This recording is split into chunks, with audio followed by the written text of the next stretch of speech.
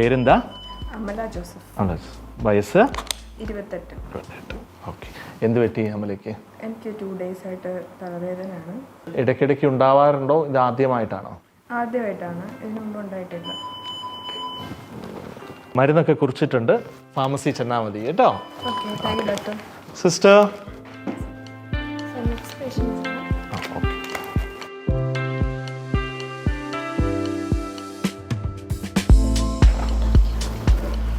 ഞാൻ doctor Sudeep Thomas, consultant anaesthetist, Marian medical centre. എനിക്ക് ഇന്നത്തെ കൺസൾട്ടേഷൻ കഴിഞ്ഞു.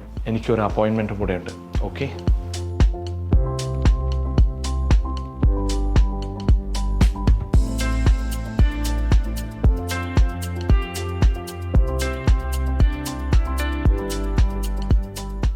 എപ്പോഴായിരുന്നു ബ്ലഡ് ഡൊണേറ്റ് ചെയ്തത്?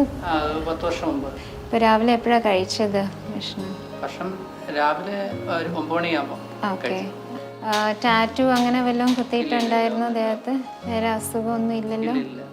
ഇവിടെ ഒന്ന് ഒപ്പിട്ടേരെ.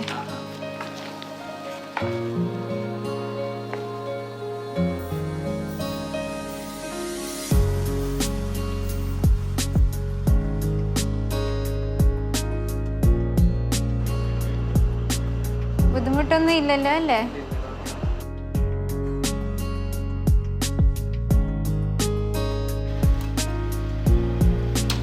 ഹായ്, ഞാൻ doctor Bridget. I am working as A junior consultant four blood bank and clinical lab at general hospital Kottayam. എൻ്റെ husband doctor Sudeep anaesthetist ആണ്, working at Marian hospital പാല. ഇപ്പോൾ എൻ്റെ ഹസ്ബൻഡ് വന്നിട്ടുണ്ടാവും. എൻ്റെ ഡ്യൂട്ടി കഴിഞ്ഞിട്ട് ഞാൻ ഇറങ്ങുവാണ്.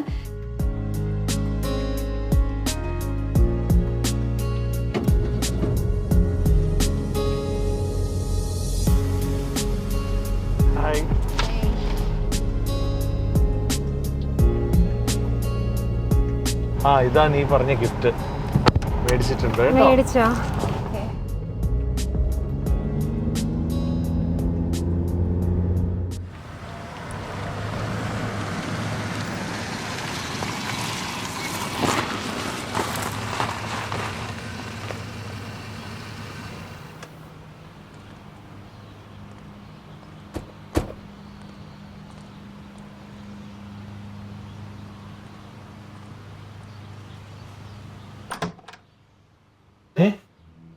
ഇതെന്താ?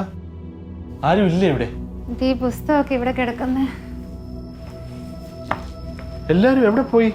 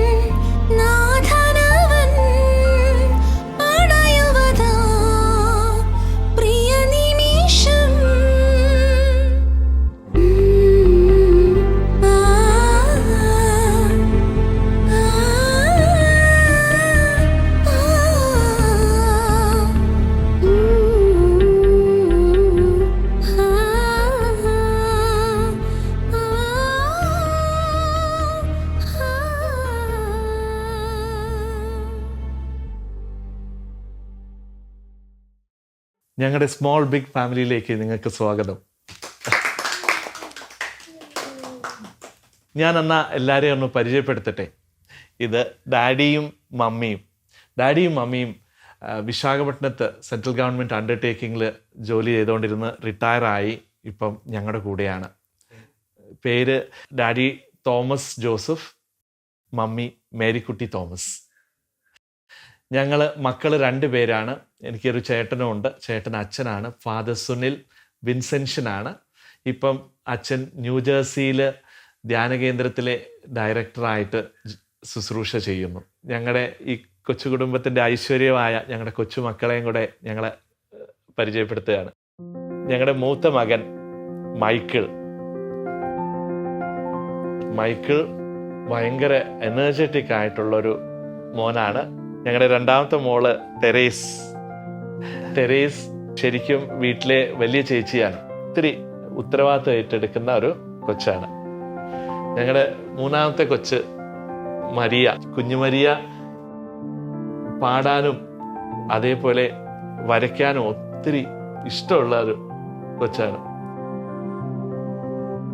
ആള് അധികം സംസാരിക്കില്ലെങ്കിലും ഒത്തിരി പ്രവർത്തിക്കും. പിന്നെ ഉള്ളത് ഞങ്ങളുടെ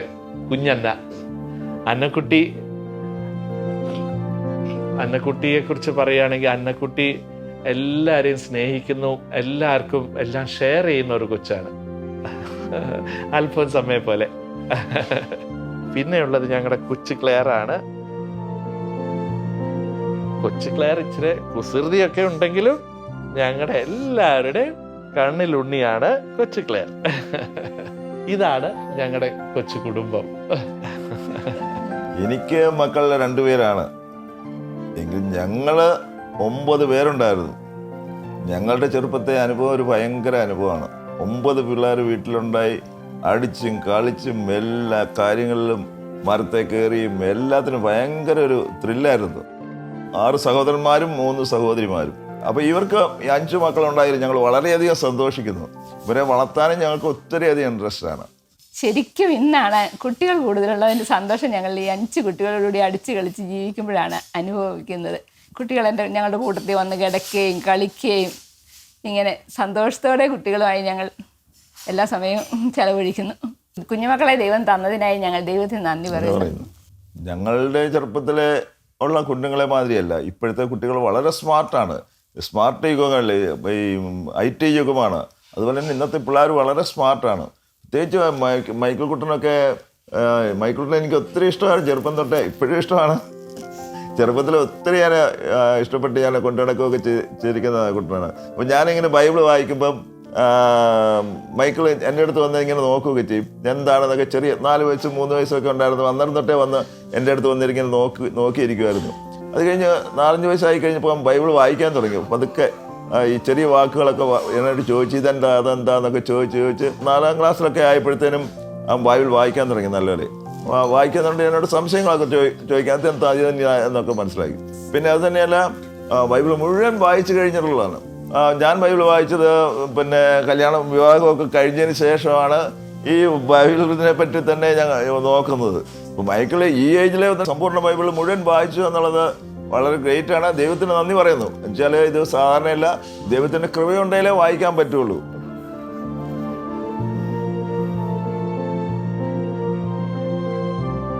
കുഞ്ഞുങ്ങളെ, നിങ്ങളുടെ പിതാവായ എൻ്റെ വാക്ക് കേൾക്കുവിൻ.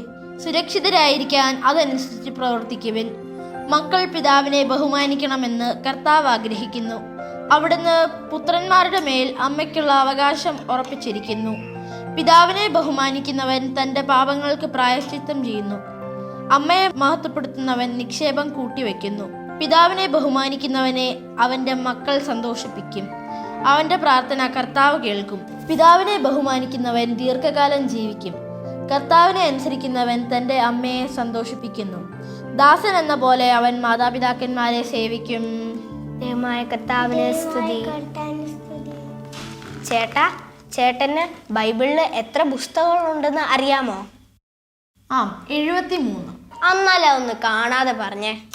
ഉൽപ്പത്തി, പുറപ്പാട്, ലേവ്യർ, സംഖ്യ, നിയമാവർത്തനം, ജോഷുവ, ന്യായാധിപന്മാർ, റൂത്ത്, സാമുവേൽ 1-2, രാജാക്കന്മാർ 1-2, ദിനവൃത്താന്തം 1-2, Ezra, Nehemiah, Tobit, Judith, Esther, മക്കബായർ 1-2, ജോബ്, സങ്കീർത്തനങ്ങൾ, സുഭാഷിതങ്ങൾ, ഉത്തമഗീതം, ജ്ഞാനം, പ്രഭാഷകൻ, ഏഷ്യ, ജെറമിയ, വിലാപങ്ങൾ, Baruch, Ezekiel, Daniel, Hosea, Joel, Amos, Obadiah, Jonah, Micah, Nahum, Habakkuk, Zephaniah, Haggai, Zechariah, Malachi. ഇതാണ് പഴയ നിയമത്തിലെ പുസ്തകങ്ങൾ.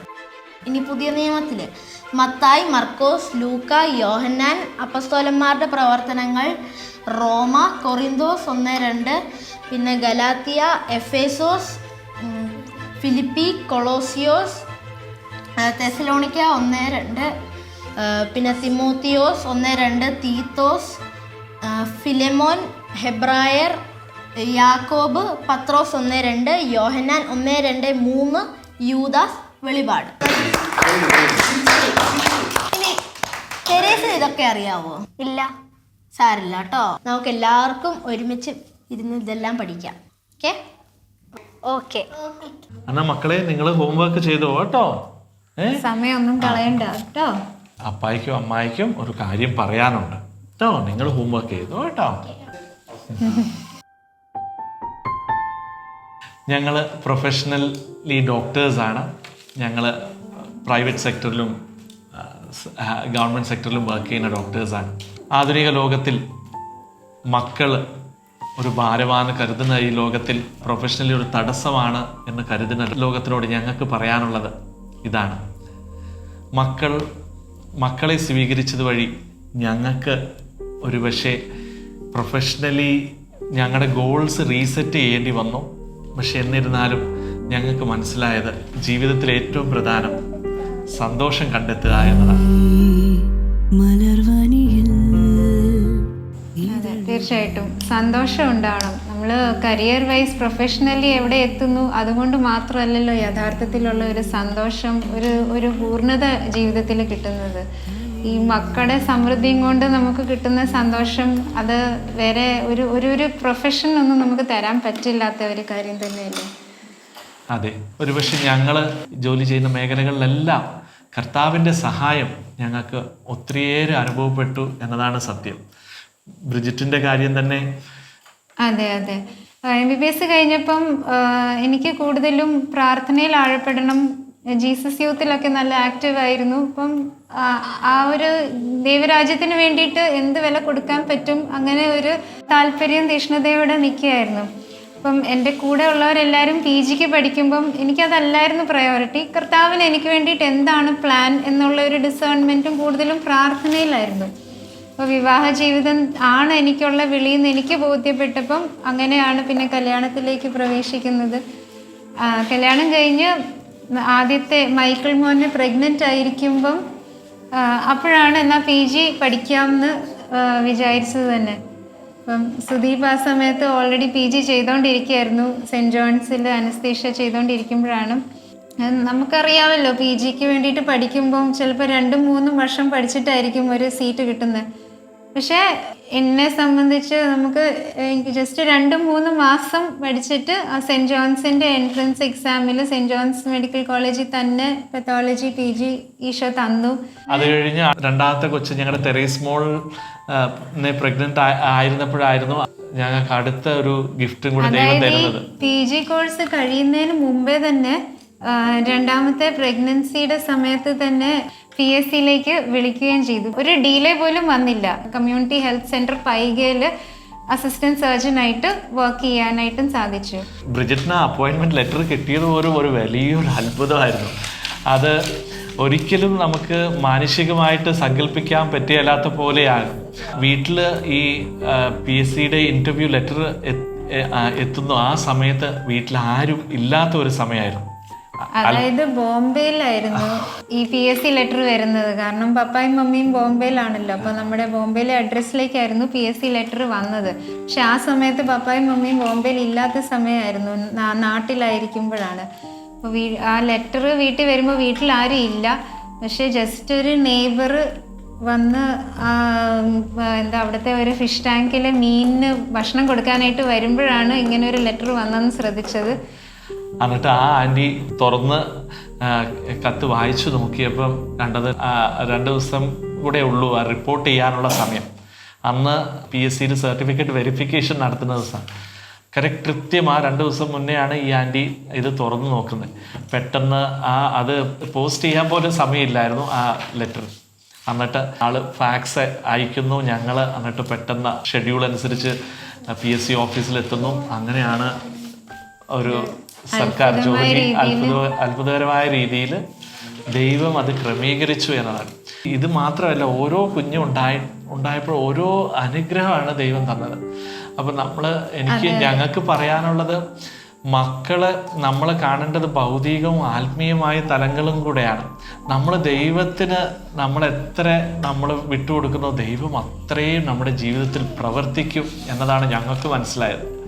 ഞങ്ങൾ ദൈവത്തിൻ്റെ വചനത്തിനോട് എത്ര തുറവി കാണിച്ചോ അതിൽ ഉപരിയായിട്ട് ദൈവം ഞങ്ങളെ അനുഗ്രഹിച്ചു എന്നതാണ്. അതെ, ഇപ്പൊ ഈ PSC ജോലി ഈശോ തന്നെ തന്നു എന്നുള്ള ഒരു തെളിവ് തന്നെയായിരുന്നു. അത്ഭുതകരമായ രീതിയിൽ നമ്മുടെ കയ്യിൽ അപ്പോയിൻമെന്റ് ഓർഡർ വരുന്നതും അതും ജസ്റ്റ് 2 ദിവസം മുമ്പേ ആണല്ലോ അറിയുന്നത്. അപ്പോൾ ഈശോ തന്നെ തന്നതാണെന്നുള്ള ഒരു ഉറപ്പായിട്ടുള്ള ഒരു ബോധ്യം ഇതിലൂടെ വരുന്നു. അതുപോലെ തന്നെ 3ാമത്തെ പ്രഗ്നൻസിയുടെ സമയത്ത് മരിയ മോളിലെ പ്രഗ്നൻ്റ് ആയിരിക്കുമ്പം അടുപ്പിച്ചായിരുന്നു. അപ്പം എനിക്ക് ഇച്ചിരി വീക്കായിട്ട്, ശാരീരികമായ രീതിയിൽ വീക്കായിട്ട് ഫീൽ ആവുന്നുണ്ടായിരുന്നു. അപ്പം നമ്മൾ ആലോചിക്കുമായിരുന്നു ഒരു സഹായിക്കാനായിട്ട് വീട്ടിലൊരാൾ വേണമെന്ന്. അങ്ങനെ ആലോചിച്ചുകൊണ്ടിരുന്നപ്പോൾ തന്നെ നമ്മൾ അങ്ങോട്ട് അന്വേഷിച്ച് പോകുന്നതിന് മുമ്പേ തന്നെ ഒരു ചേച്ചി ഇങ്ങോട്ട് വിളിച്ചു ചോദിച്ചു, ഇങ്ങനെ ഒരാളുണ്ട്, നിങ്ങൾക്ക് സഹായത്തിന് വേണമെന്ന്. അതെ. അപ്പോൾ ദൈവം അങ്ങനെ ഓരോ പ്രഗ്നൻസിയിലും ഞങ്ങൾക്ക് ഇങ്ങനെ സഹായം, ഞങ്ങൾക്ക് ഞങ്ങള് മുട്ടിയിരിക്കുന്നത് എവിടെയാണെന്ന് ദൈവത്തിന് അറിയാം. നമ്മുടെ വീട്ടിലെ ആവശ്യങ്ങളെല്ലാം ദൈവം ക്രമീകരിക്കുന്നു എന്നതാണ്.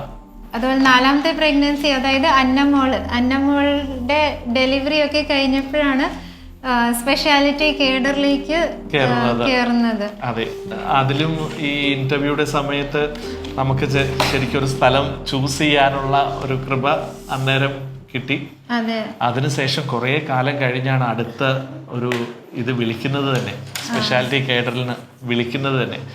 അത് കഴിഞ്ഞ് കുറേ കാലം കഴിഞ്ഞാണ് അടുത്ത ലിസ്റ്റ്, അടുത്ത ആൾക്കാരെ വിളിക്കുന്നത്. സ്പെഷ്യാലിറ്റി കേഡർ കിട്ടിയപ്പം ആദ്യത്തെ പോസ്റ്റിംഗ് മലപ്പുറത്തായിരുന്നു. അവിടെ ആയിരിക്കുമ്പം ശരിക്കും നല്ല വിഷമമായിരുന്നു. വീട്ടിൽ നിന്ന് മാറി നിൽക്കുന്നതിൻ്റെ ഒക്കെ ഒരു മാനസികമായ വിഷമം ഉണ്ടായിരുന്നു.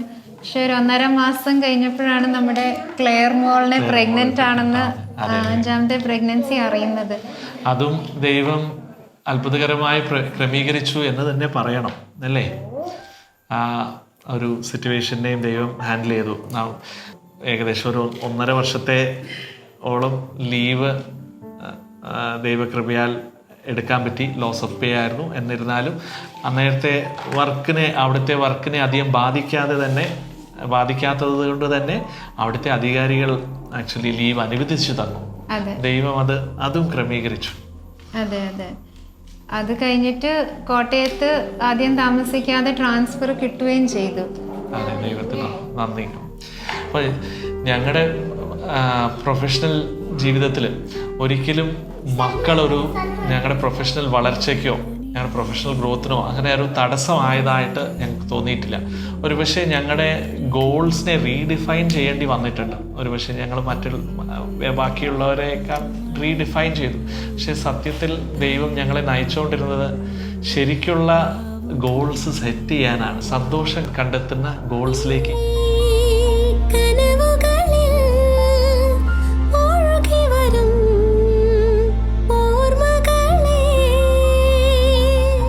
മക്കളെ, നിങ്ങളുടെ ഹോംവർക്ക് ഒക്കെ കഴിഞ്ഞോ? ഓക്കെ, എന്നാ നിങ്ങൾ പോയി റെസ്റ്റ് എടുത്തോ കേട്ടോ.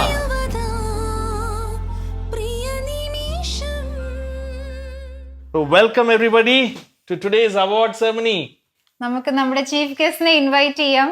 അച്ചച്ച അമ്മച്ചീനെ Let's give them a loud round of applause.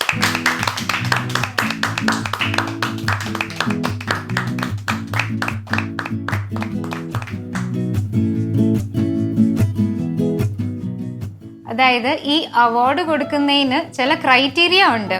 ഇപ്പോൾ എല്ലാ ദിവസവും വിശുദ്ധ കുർബാനയ്ക്ക് പോകുന്നതിനും പിന്നെ വീടൊക്കെ നല്ല വൃത്തിയോട് ക്ലീൻ ആയിട്ട് വെക്കുന്നതിന്, അതായത് അവരുടേതായ കാര്യങ്ങൾ, പിന്നെ മേശയൊക്കെ ക്ലീൻ ആയിട്ട് വെക്കുക, നിലമൊക്കെ ഇച്ചിരി ക്ലീൻ ആയിട്ട് വെക്കുക, രാവിലെ ഏൽക്കുമ്പോൾ ബെഡ്ഷീറ്റൊക്കെ മടക്കി വെക്കുക, പിന്നെ സ്കൂളിൽ നിന്ന് വന്നു കഴിഞ്ഞാൽ അവരുടെ പുസ്തകങ്ങളൊക്കെ കൃത്യ സ്ഥലത്ത് വെക്കുക.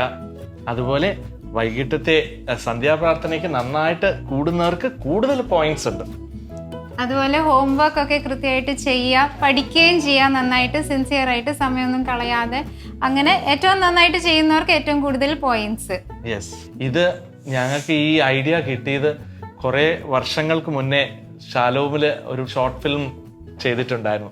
ആ ഷോർട്ട് ഫിലിമിൽ നിന്നാണ് ഈ ഐഡിയ ഞങ്ങൾക്ക് കിട്ടിയത്. ഞങ്ങൾ ഇത് യൂസ് ചെയ്ത് തുടങ്ങിയപ്പോൾ മുതൽ ഒരു വലിയൊരു മാറ്റമാണ് ഇവരിൽ കാണുവാൻ സാധിച്ചിട്ടുണ്ട്. അടിസ്ഥാനപരമായി ഈ പോയിന്റ് സിസ്റ്റത്തിൽ നിന്നും ഉദ്ദേശിക്കുന്നത് ഇത്രയേ ഉള്ളൂ, ഇവരുടെ ഒരു ഫോർമേഷൻ. അതായത് ഇവരുടെ കാര്യങ്ങൾ ചെയ്യുവാൻ, അത് വൃത്തിയോടെ ചെയ്യുവാനുള്ള ഒരു പ്രോത്സാഹനം. നമ്മളധികം വടിയും ഒക്കെ എടുത്ത് ഇവരുടെ പുറകെ നടക്കേണ്ട ആവശ്യം വരുന്നില്ല. അതില്ലാതെ തന്നെ ഇവര് തന്നെ ചെയ്തോളൂ, ഒരു കോമ്പറ്റീഷൻ സ്പിരിറ്റില്. എല്ലാ പ്രാവശ്യത്തെ പോലെ ഫസ്റ്റും സെക്കൻഡ് പ്രൈസ് മാത്രമല്ല, ഈ പ്രാവശ്യം നമ്മുടെ ചീഫ് ഗസ്റ്റ് ആവശ്യപ്പെട്ടുകൊണ്ട് എല്ലാവർക്കും പ്രൈസ് ഉണ്ടാവും. അപ്പൊ എല്ലാവർക്കും സന്തോഷമായല്ലോ. അപ്പം പോയിന്റ്സ് അനുസരിച്ചിരിക്കും. പക്ഷെ നമ്മുടെ എന്നാ ഈ പ്രാവശ്യത്തെ പോയിന്റ് സിസ്റ്റത്തിൽ 5th പ്ലേസ് കിട്ടിയിരിക്കുന്നത് ക്ലെയർ സുദീപിന്. ക്ലെയർ സുദീപിന് ആദ്യത്തെ പ്രൈസ് കൊടുക്കാം.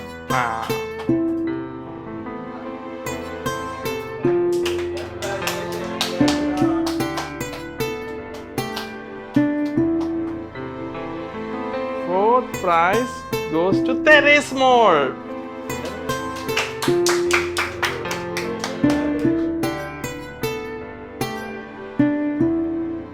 And the third prize goes to Annakutti.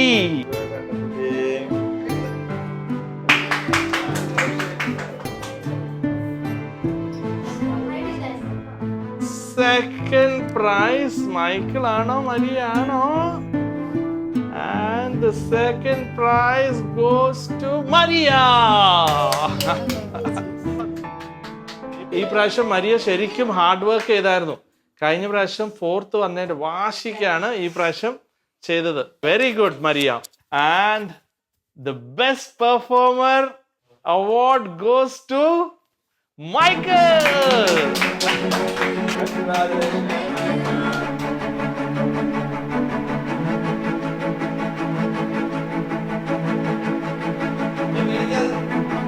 Good.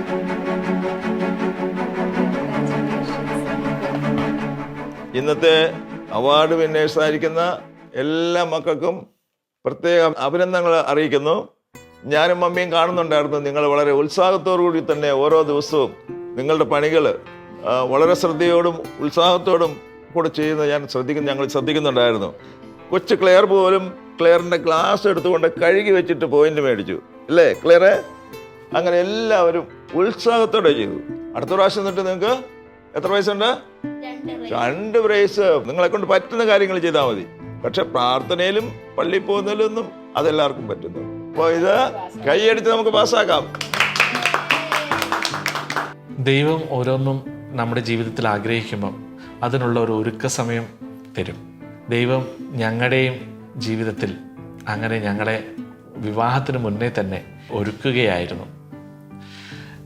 ബ്രിജിറ്റിന്റെ കാര്യം പറഞ്ഞാൽ, ഞാൻ ബോംബെയിലെ വീട്. അപ്പം ബോംബെയിലെ കല്യാൺ രൂപതയുടെ മാരേജ് പ്രിപ്പറേഷൻ കോഴ്സിൽ പ്രോ ലൈഫ് എന്നുള്ള വിഷയം ജീസസ് യൂത്ത് ആയിരുന്നു എടുത്തുകൊണ്ടിരുന്നത്. പെട്ടെന്ന് എടുത്തുകൊണ്ടിരിക്കുന്ന ചേട്ടൻ, ആ ഫാമിലി, അവിടുന്ന് പോകേണ്ടി വന്നു. അപ്പം വേറെ ആരും ഇല്ലായിരുന്നു. അപ്പം ഞങ്ങളുടെ ഒരു എൽഡർ സോൺ ചേച്ചി പ്രാർത്ഥിച്ചിട്ട് പറഞ്ഞു അതിൽ ഞാൻ തന്നെ ഈ ക്ലാസ് എടുക്കാൻ പോകണം. അപ്പോൾ സത്യം പറഞ്ഞാൽ എനിക്ക് എൻ്റെ ഉള്ളിൽ ഒരു പേടിയായിരുന്നു. അതായത് പേടി എന്ന് പറഞ്ഞാൽ, ഞാൻ ഈ മെഡിക്കൽ കോളേജിലൊക്കെ ലേബർ റൂമിൽ ഗർഭിണി സ്ത്രീകൾ പ്രസവിക്കുന്ന സമയത്ത് കിടന്ന് കരയുന്നതൊക്കെ കണ്ടപ്പം എനിക്കൊരുപാട് പേടി ഉണ്ടായിട്ടുണ്ട്. അയ്യോ, ഈ ഒരു കാര്യം എനിക്ക് സാധിക്കുമോ എന്ന് പോലും അങ്ങനെ ഒരു ഭയം എൻ്റെ മനസ്സിലുണ്ടായിരുന്നു. അപ്പം ഞാൻ ചേച്ചിയോട് പറഞ്ഞു, ഞാനാണോ ഇതിനെക്കുറിച്ച് സംസാരിക്കേണ്ടതെന്ന് പോലും. പക്ഷെ അവർ പറഞ്ഞു, അല്ല, ഞാൻ തന്നെ പറയണം എന്ന്. അപ്പം ഒരുപാട് പ്രാർത്ഥിച്ച് തലേദിവസം കുമ്പസാരിച്ചിട്ടൊക്കെയാണ് ഈ ക്ലാസ്സിന് കയറുന്നത്. അപ്പം ഈ ക്ലാസ്സിന് വേണ്ടിയിട്ട് പ്രിപ്പയർ ചെയ്യാൻ എൻ്റെ ജീസസ് യൂത്തിൻ്റെ എൽഡേഴ്സ് എന്നെ ഒരുപാട് സഹായിച്ചു. അതിലൂടെ അപ്പം ഈ ക്ലാസ്സിൻ്റെ പ്രിപ്പറേഷനിലൂടെയാണ് എനിക്ക് ബോധ്യപ്പെട്ടത് പ്രോ ലൈഫ് എന്ന് പറഞ്ഞാൽ എൻ്റെ മനസ്സിൽ നേരത്തെ ഉണ്ടായിരുന്ന ധാരണ അബോർഷൻ തെറ്റാണ് അത്ര മാത്രം. പക്ഷെ അത്ര മാത്രമല്ല, അബോർഷൻ തീർച്ചയായിട്ടും തെറ്റാണ്, പക്ഷെ ജീവനോടുള്ള ഒരു തുറവിയും കൂടെയാണ് പ്രോ ലൈഫിലുള്ളത്. അതായത് ദൈവം തരുന്ന മക്കളെ സ്വീകരിക്കാനുള്ള ഒരു തുറവിയാണ് പ്രോ ലൈഫിൻ്റെ കറക്റ്റായിട്ടുള്ള ഒരു ആറ്റിറ്റ്യൂഡ്. ഇത് വിവാഹത്തിന് മുമ്പേ ഒരു വർഷം എല്ലാ മാസവും തന്നെ ഈ ഒരു ക്ലാസ്സിന് വേണ്ടിയിട്ട് പ്രിപ്പയർ ചെയ്തിട്ട് അവിടുത്തെ കല്യാൺ രൂപതയുടെ മാരേജ് പ്രിപ്പറേഷൻ കോഴ്സിന് ഈ ഒരു ക്ലാസ് എടുത്താണ് അപ്പം എൻ്റെ ഒരു മാരേജ് പ്രിപ്പറേഷൻ കോഴ്സ് നടന്നത്. ഒരുപക്ഷെ ഞാൻ കല്യാണത്തിന് മുമ്പ് ജസ്റ്റ് ഒരു കോഴ്സ്, ആ ഒരു 3 ദിവസത്തെ കോഴ്സിൻ്റെ ഇടയിൽ ഇങ്ങനെ ഒരു ക്ലാസ് കേൾക്കുമ്പം ഇതെൻ്റെ ലൈഫിൽ ഞാൻ പ്രാക്ടിക്കൽ ആക്കുമായിരുന്നോ എന്ന് എനിക്ക് അറിയത്തില്ല. പക്ഷെ ഇത്രയും ഒരു വർഷം നീണ്ടു നിന്ന ഒരു പ്രിപ്പറേഷൻ എൻ്റെ ജീവിതത്തിൽ നടന്നുകൊണ്ട് ഞാൻ ആ ഒരു പ്രാർത്ഥനാപൂർവം ഇതിനോടുള്ള ഒരു തുറവിയോടെ നിൽക്കാൻ എനിക്ക് സാധിച്ചു എന്ന് പറയാം. സത്യം പറഞ്ഞാൽ ഞാൻ ഓർക്കുന്ന പോലുമില്ല ഈ മാരേജ് പ്രിപ്പറേഷൻ കോഴ്സിന് ഇങ്ങനെ ഒരു ക്ലാസ് കൂടിയത്. എനിക്ക് തോന്നുന്നത് നമുക്ക് ഇത് കല്യാണത്തിന് ശേഷം ഇതിൻ്റെ ഒരു റിവിഷൻ വേണം, ഒരു റീവിസിറ്റ് വേണം. അതായത് ഈ ക്ലാസ് ഞാൻ ഒരു ക്ലാസ് അല്ല, ഒരു വർഷം നീണ്ടു നിന്ന് എല്ലാ മാസവും ഈ ക്ലാസ് എടുത്ത് ഒരു വർഷം എടുത്ത് അതിൻ്റെ ശേഷമാണല്ലോ നമ്മുടെ കല്യാണം നടക്കുന്നത്. അങ്ങനെ ഒരു വർഷത്തെ ഒരു വിവാഹ ഒരുക്കം കർത്താവ് എൻ്റെ ജീവിതത്തിൽ നടത്തിയെന്ന് എനിക്ക് സാക്ഷ്യപ്പെടാൻ പറ്റും. എനിക്ക് തോന്നുന്നത് ഇടവക തലത്തിലോ അല്ലെ രൂപത തലത്തിലോ ഈ ദമ്പതിമാർക്ക് ഇടയ്ക്ക് ഈ ഒരു വർഷത്തിനുള്ളിൽ തന്നെ ഈ ജീവൻ്റെ മൂല്യത്തെക്കുറിച്ചുള്ള ക്ലാസ് ഉണ്ടാവണം. ദൈവം കനിഞ്ഞ് ഞങ്ങളുടെ ജീവിതത്തിൽ ഞങ്ങൾക്ക് ദൈവം ഒരു അവസരം ഒരുക്കി തന്നു. ഞങ്ങൾ വിവാഹത്തിന് ശേഷം ഒരു വർഷത്തിനുള്ളിൽ തന്നെ ഞങ്ങൾ ബാംഗ്ലൂരായിരിക്കെ അവിടുത്തെ ഈ രൂപതയ്ക്ക് വേണ്ടിയുള്ള സീറോ മലബാർ മലയാളി ജനത്തിന് വേണ്ടി ഉള്ള ഒരു മാരേജ് പ്രിപ്പറേഷൻ കോഴ്സിൻ്റെ ഭാഗമാവാൻ ഞങ്ങളെ ദൈവം ക്ഷണിച്ചു. ഈ ക്ലാസ് ഞങ്ങൾ ഒരുമിച്ചെടുത്തതിൻ്റെ ശേഷം സുദീപിൻ്റെ ആറ്റിറ്റ്യൂഡും ടോട്ടലി മാറി. ജീവന് ശരിക്കും വില കൊടുക്കണമെന്ന് സുദീപിന് ഭയങ്കര ആഴമായ ബോധ്യം വന്നു. എന്നെക്കാളും കൂടുതൽ സുദീപിനായിരുന്നു ഈ ഒരു തീരുമാനത്തിൽ ഉറച്ചു നിൽക്കാനുള്ള കൃപയും ഉണ്ടായിരുന്നത്. എൻ്റെ ഹസ്ബൻഡിൻ്റെ ഈ ആഴമായ ബോധ്യം കാരണം മാത്രമാണ് ഞങ്ങൾക്കിപ്പം ഈ 5 മക്കളുള്ളതും ഞങ്ങളുടെ ഇപ്പോഴത്തെ ഒരു ജീവിത സാഹചര്യം ഒക്കെ ഉള്ളത്. So I am really blessed. Yes, we are blessed. മലർവനിയിൽ ഇതളിരിയും പുലരികളെ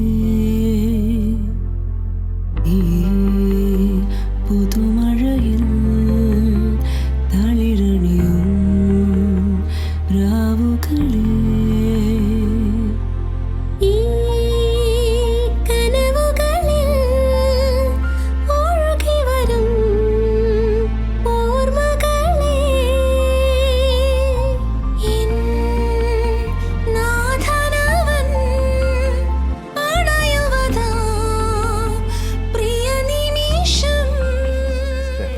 Michael, Maria, Teres, Anna, Claire.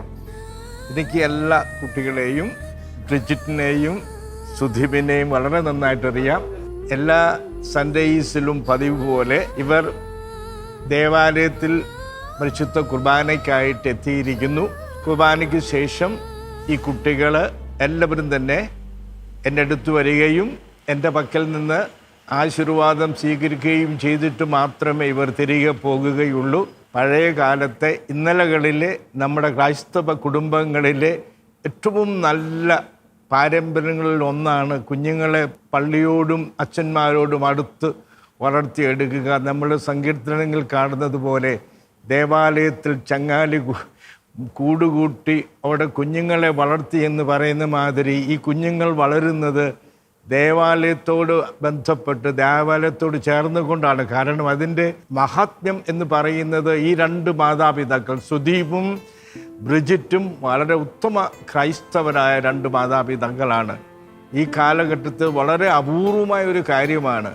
കാരണം 2 ഡോക്ടേഴ്സ്, ഉന്നത നിലയിൽ പ്രാക്ടീസ് ചെയ്യുന്ന ഡോക്ടർ, അറിയപ്പെടുന്ന ഡോക്ടേഴ്സ്, ഇങ്ങനെയുള്ള കൊച്ചു കൊച്ചു കാര്യങ്ങളിൽ ശ്രദ്ധിക്കുക എന്ന് പറഞ്ഞാൽ വളരെ അപൂർവമാണ്. ഒരു പക്ഷേ ബ്രിജിറ്റ് ആയിരിക്കും ഇതിൽ മുഖ്യമായ പങ്ക് വഹിക്കുന്നത്. പിന്നെ മറ്റൊരു കാര്യം എനിക്ക് പറയാനുള്ളത്, ഇവർ 5 കുഞ്ഞുങ്ങളുണ്ട്. കഷ്ടിച്ച് 1 വയസ്സൊക്കെ വ്യത്യാസം മാത്രമുള്ള 5 കുഞ്ഞുങ്ങൾ. ഈ 5 കുഞ്ഞുങ്ങൾ ഇതുപോലെ വളർത്തിയെടുക്കുവാനായിട്ട് സുധീപും ബ്രിജിറ്റും എന്തുമാത്രം കഷ്ടപ്പെട്ടുവെന്ന് എനിക്ക് നന്നായിട്ട് അറിയാം. എങ്കിലും അതൊരു കഷ്ടപ്പാടായിട്ട് ബുദ്ധിമുട്ടായിട്ട് കണക്കാക്കാതെ സന്തോഷത്തോടുകൂടി ദൈവം തന്ന ഈ കുഞ്ഞുങ്ങളെ ദൈവത്തിൻ്റെ സമ്മാനമായി സ്വീകരിച്ചുകൊണ്ട് ദൈവത്തിനു വേണ്ടി വളർത്തുന്ന മാതാപിതാക്കളാണ് ഇവർ. ഇങ്ങനെയായിരുന്നു കഴിഞ്ഞ കാലങ്ങളിൽ നമ്മളൊക്കെ, എന്നെയൊക്കെ എൻ്റെ അപ്പനും അമ്മയും വല്യപ്പനും വല്യമ്മയും ഒക്കെ വളർത്തിയിരുന്നത്. അതുകൊണ്ട് അനുഗ്രഹീതരായ ഒരു ദമ്പതിമാരാണ് ഇവർ രണ്ടുപേരും. ഇവരെ ഈ കഠിനമായ അധ്വാനത്തെ, ബുദ്ധിമുട്ടുകളെ എല്ലാം ദൈവം സമൃദ്ധമായി അനുഗ്രഹിക്കുമെന്നും ഭാവിയിൽ ഈ കുഞ്ഞുങ്ങൾ ഇവർക്കും ഈ കുടുംബത്തിനും അഭിമാന പാത്രങ്ങളായി തീരുമെന്നും എനിക്ക് ഉറപ്പുണ്ട്. എൻ്റെ പ്രാർത്ഥനകളും എൻ്റെ ആശംസകളും എപ്പോഴും ഇവരുടെ കൂടെയുണ്ട്. Thank you. Okay, I will give you my blessing.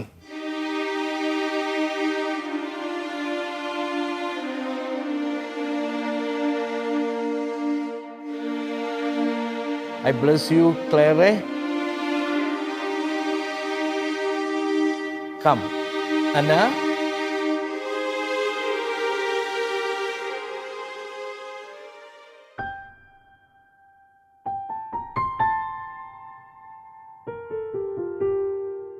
ആരെങ്കിലും ഒരാൾ സിസ്റ്റർ ആവണം. ഇവൻ ഒരാളെ ഉള്ളതുകൊണ്ട് പിന്നെ അച്ഛനാകാൻ വിടുന്നില്ല ഞങ്ങൾ. അല്ലെങ്കിൽ പിന്നെ അച്ഛനാകാൻ വിട്ടാലും നിങ്ങളുടെ ഇന്ന് എന്നുമുള്ള ഈ ജീവിത സാക്ഷ്യം മറ്റ് ദമ്പതിമാർക്ക് ഒക്കെ മാതൃകയായിരിക്കട്ടെ, പ്രചോദനമായിരിക്കട്ടെ എന്ന് ഞാൻ ആഗ്രഹിക്കുന്നു, പ്രാർത്ഥിക്കുന്നു. ഇതാണ് ഏറ്റവും വലിയ വചന പ്രഘോഷണം എന്നുള്ള സത്യം ഞാൻ ഏറ്റുപറയുകയും ചെയ്യുന്നു. ദൈവം നിങ്ങളെ അനുഗ്രഹിക്കട്ടെ. God bless you.